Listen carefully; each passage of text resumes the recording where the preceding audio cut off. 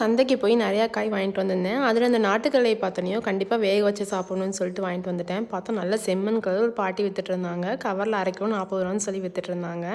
அதை வாங்கிட்டு வந்துட்டேன். இன்றைக்கி என்ன சமைச்சேன் அப்படின்னு பார்த்தீங்கன்னா, காலையில் பாப்பாவுக்கு பூசணிக்காய் உருளைக்கிழங்கு மட்டும் தனியாக வேக வச்சு சாப்பாட்டில் போட்டு பிணைஞ்சு கொடுத்துடலான்னு வேக வச்சுட்டேன்.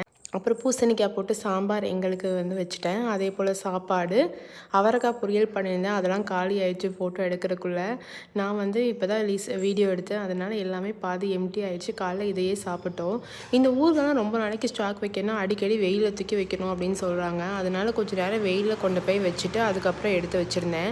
எனக்கு இந்த பச்சைக்கல்லைனா அவ்வளோ பிடிக்கும். பச்சைக்கல்லைனா சாப்பிட்டே இருப்பேன். அது மாதிரி இது ரொம்ப டேஸ்ட்டாகவே இருந்துச்சு. நாட்டுக்கல்லைங்கிறனால கொஞ்சம் தள்ளி அப்படியே சாப்பிட ஆரம்பித்தாச்சு. ரொம்பவே சூப்பராக இருந்துச்சு. எனக்கு ரொம்ப பிடிக்கும். உங்களுக்கு இந்த மாதிரி பச்சைக்கல்லை சாப்பிட ரொம்ப பிடிக்குமா அப்படிங்கிறதும் மறக்காமல் கமெண்ட்டில் ஷேர் பண்ணுங்கள். அது கொஞ்சம் மட்டும் சாப்பிட்டு அள்ளி கொண்டு போய் வச்சு சாப்பிடுவேன். பாப்பாவுக்கு டிவி பார்த்துட்டு இருந்தா. இந்த மாதிரி நிறையா லைஃப் வீடியோஸ்க்காக மறக்காமல் சப்ஸ்கிரைப் பண்ணிக்கோங்க. பாய். நெக்ஸ்ட் வீடியோவில் பார்க்கலாம்.